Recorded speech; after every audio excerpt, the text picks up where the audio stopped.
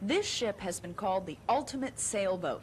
It has an overall length of 180 feet and a main mast that towers 125 feet above the deck. Under ideal conditions, the Blue Nose sails at a speed of 16+ knots.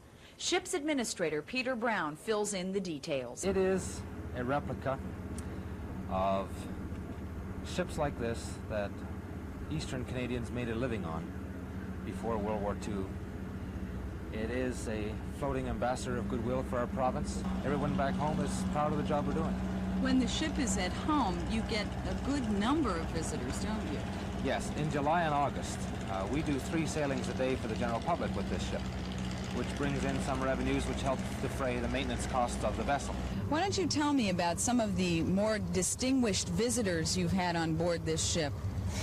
Well, we've had a lot of Canadian premiers. We've had American state governors, a lot of Hollywood celebrities. Prince Charles and Princess Diana are visiting our home province right now, and they had wanted to go for a sail on this ship, but the logistics were too difficult fitting into their schedule and so on, so we're here. Stand by to set the jumbo. We have 18 persons in the crew. The only criteria we have in hiring them is that they be Nova Scotian residents, since the ship is owned by the government of Nova Scotia, that they be 18 years of age and in good health. Well, now that you showed us the deck, could we take a look below? Certainly, and the man who's going to show you that is our second officer, Delbe Como, who is right here. Hi, Delby. Good morning, pleased to meet you. You lead the way. Right down here. Below deck of the Blue Nose 2 tonight at 11. Irene Mayer, the Daily News. Second mate Delby Como was our guide through that part of the ship. Only the crew was allowed below deck. We went forward first. And what's this? This is the main salon where the officers eat, and living room, and where we do any entertaining for any functions on board. Over here we have the galley, which you nice people know as the kitchen. Don't let the size of this kitchen fool you.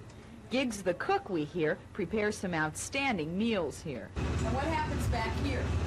Over here is where our crew members eat, and right behind you through the blue curtain is where they sleep. What's the space like back there? It's quite cramped, but cozy. Then we went aft. This is really beautiful. This is where the officers live. We each have our own rooms back here, and if you'd like, I'll show you one. Great. That's my berth right over there. Like the crew's quarters, they're quite small but comfortable, and that's not really a disadvantage at sea, because when you're out there rolling around, you want the walls close by to hang on to. And that's what's below deck. That's what the crew calls home 6 months out of the year.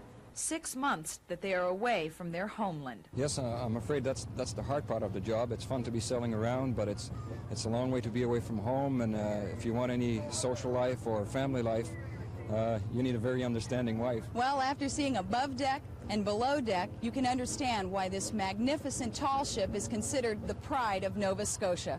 Aboard the Blue Nose 2, Irene Mayer, the Daily News.